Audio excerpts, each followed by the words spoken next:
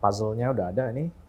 Tapi yang bisa menutup ini untuk menjadi sebuah bisnis adalah bisnis model yang baru.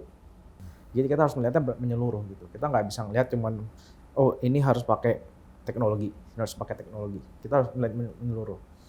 Jadi mungkin kalau misalnya saya ditempatkan seperti itu, saya akan melihat dulu ini kita mau fokus di proses apa dulu nih yang kita mau transform ya dalam hal ini. Baru kita lihat ada teknologi apa yang kita bisa pakai untuk membuat sebuah proses bisnis yang baru. Smart Change, strengthening urban governance, prosperity, and innovation in Jakarta. The Jakarta Provincial Government and the State Government of Berlin are collaborating to empower smart city and urban innovation funded by the European Union.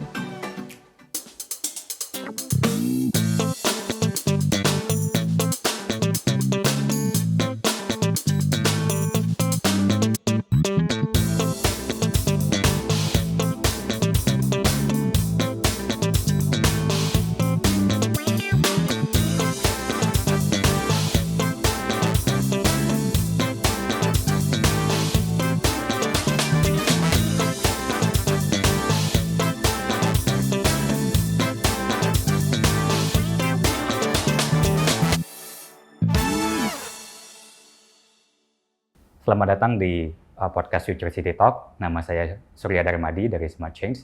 Di sesi hari ini kita membuka ruang diskusi dengan para pakar, termasuk dengan pemerintah, influencer, startup, dan para aktor lainnya dalam mendukung kewirausahaan di Jakarta. Hari ini saya ditemani oleh Arya Setia Dharma, selaku CEO dari PT Prasetya Dwi Dharma. Apa kabar? Good man. Okay. How are you? Long time no see. Yeah. Yeah, since the last time COVID dan everything ya. Since pandemic happened. Since pandemic happened. Yeah. Oke, mungkin satu hal dulu Pak. Jadi ketika kita melihat peluang selama pandemi dan relasinya dengan transformasi digital, kira-kira menurut Pak Arya sebagai investor sekaligus sebagai pelaku industri ICT, ada apa saja nih tren yang bisa diperhatikan oleh para pengusaha di luar sana? Ya, kalau di sisi consumer tentunya kita melihat bahwa consumer lebih nyaman ya untuk melakukan transaksi online. Di mana-mana lah, mau menggunakan dompet digital, mau menggunakan platform e-commerce, marketplace dan lain. Ini jadi itu karena itu pick up, tentunya sektor logistik pun juga naik juga. Jadi ini yang bisa di apa? Mungkin bisa dicontoh juga atau bisa diambil sarinya. Intisarinya adalah bahwa consumer booming di online e-commerce itu banyak dampaknya ke real sektor juga. Tapi kalau di sisi bisnis yang saya lihat adalah selama pandemi ini bisnis jadi lebih terbuka untuk menggunakan teknologi baru. Yang paling gampang adalah digital signature. Ya, dan ini digital signature, terus sekarang juga mulai banyak kan digital bank yang semua verifikasinya juga melakukan online verification juga dari pakai eKYC, terus langsung di video call. Ini yang mungkin 2-3 tahun lalu nggak mungkin. Kalau waktu dulu mungkin mau buka account di bank harus datang ke banknya, harus ya, ke teller dan lain-lain. Tapi sekarang sudah bisa semua dalam 5-10 menit udah buka account bank. Jadi digital adoption ini yang menurut saya penting sebagai katalis kita untuk moving forward bisa menggunakan teknologi di banyak bisnis. Saat ini dari kegiatan Smart Change bersama Jakarta Smart City, kita juga sedang mencari cara agar bisa mempercepat transformasi digital, khususnya pada bidang administrasi pemerintahan. Nah, ada teknologi atau ada solusi, ada pendekatan seperti apa yang biasanya itu relevan dan mungkin efektif, benar-benar tidak terlalu banyak biaya dan tidak terlalu banyak effort gitu. Kita harus melihat dulu saat ini proses bisnisnya, jadi bisnis prosesnya dari sebuah entity itu, misalnya dalam hal ini adalah government, itu seperti apa? SOP-nya seperti apa dan lain-lain. Karena kita harus tahu di mana kita bisa menggunakan teknologi yang baru, kita bisa merubah proses bisnis ini. Hmm. Jadi jangan cuman berfokus mendigitalisasi proses, tapi kita mentransform ini semua ini. Jadi kita harus melihatnya menyeluruh gitu. Kita nggak bisa melihat cuman oh ini harus pakai teknologi, Kita harus melihat menyeluruh. Jadi mungkin kalau misalnya saya ditempatkan seperti itu, saya akan melihat dulu ini kita mau fokus di proses apa dulu nih yang kita mau transform ya dalam hal ini. Baru kita lihat ada teknologi apa yang kita bisa pakai untuk membuat sebuah proses bisnis yang baru. Oke. Nah, mungkin tantangan lainnya adalah ada beberapa teknologi yang bagi sebagian orang yang tidak terlalu fasih, tidak terlalu literasi digitalnya tidak begitu tinggi, itu menjadi satu kendala. Bukan kendala, tapi lebih menjadi satu blockage, gitu, blocker. Nah, dan seringkali saya mendengar dari teman-teman saya, kalau kita membangun ekosistem harus dimulai dari orang-orangnya gitu kan. Nah, tapi kenyataannya kita nggak akan mungkin bisa mengubah satu angkatan kerja. Kita nggak bisa tiba-tiba rekrut orang-orang baru untuk diselipkan pada angkatan kerja tersebut. Yeah. Nah, bagaimana caranya kita bisa membantu transformasi digital dan sekaligus bisa membantu behavior change ya, atau insentif apa saja sih yang bisa diberikan kepada para aktor, kepada customer di lapangan sehingga mereka bisa secara aktif terlibat dalam proses transformasinya. Jadi kita harus tahu juga siapa usernya. Nah makanya ini kalau mungkin di startup sangat relevan ya, kita harus ada UI UX-nya yang sesuai dengan user tersebut. User di lapangan mungkin yang kayak driver Gojek mungkin harus simple enough untuk mereka bisa pakai.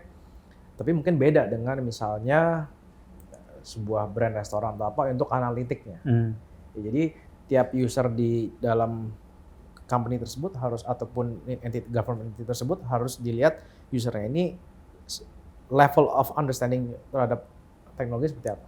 Oke, terima kasih Pak Arya. Nah, mungkin pertanyaan terakhir sebelum kita close ya.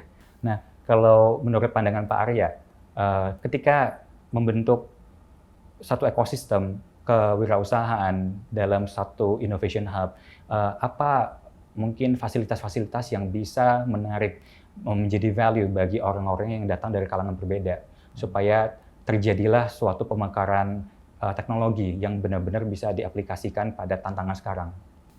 Satu yang pasti adalah government support harus ada. Maksudnya jadi satu support tapi juga visi dari government-nya ini harus clear ya. Apa sih yang akan ingin dicapai? Apa kayak yang dicapai secara transformasi digital? Apakah mau lebih efisien, mau lebih apa? Maksudnya harus ada konkret vision dari government-nya.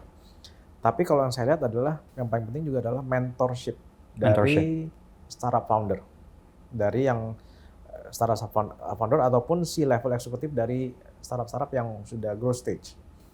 Karena dengan adanya pembimbingan itulah para startup founder ataupun startup yang join di Innovation Hub ini bisa mungkin tertantang ataupun mendapatkan ide baru dengan bisnis model yang baru.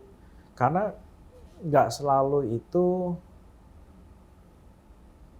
inovasinya itu sangat penting di teknologinya. Mungkin teknologinya udah ada, puzzle-nya udah ada nih, tapi yang bisa menutup ini untuk menjadi sebuah bisnis adalah bisnis model yang baru.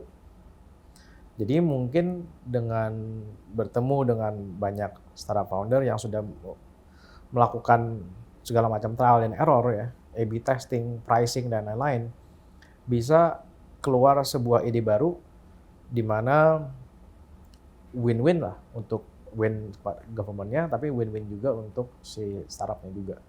Jadi di mana government juga merasa benefit-nya is more than the cost. Kira-kira what kind of mentorship yang bisa dihargai oleh seorang startup founder dari pihak pemerintah? Kalau saya ngelihatnya mungkin dari pihak pemerintah adalah untuk menggambarkan sekarang ini kira-kira problem yang paling besar apa yang dialami oleh menurut pihak government itu apa yang paling kayak problem statement-nya. Jadi mungkin dari sisi government bilang, oke, saya punya problem ini, saya punya problem ini, saya punya problem ini. Dari sisi foundernya itu bisa mikirkan kan, saya bisa solve problem itu atau enggak. Karena kan sebagai startup, semua startup kalau kita mau bikin pitch deck aja, one of the first page adalah problem statement. Is the problem big enough for the startup to solve? Kalau misalnya problem ini hanya contoh, misalnya cuman ada di Jakarta aja dan nggak bisa di-replicate ke kota-kota lain, too small, right? For the startup to solve. Jadi memang dari sisi government-nya juga harus bisa tunjukkan bahwa saya punya masalah ini. Nanti dari sisi founder mungkin bisa lihat apakah ada masalah yang big enough and can be replicated to other cities or other businesses, you know. Ini menarik.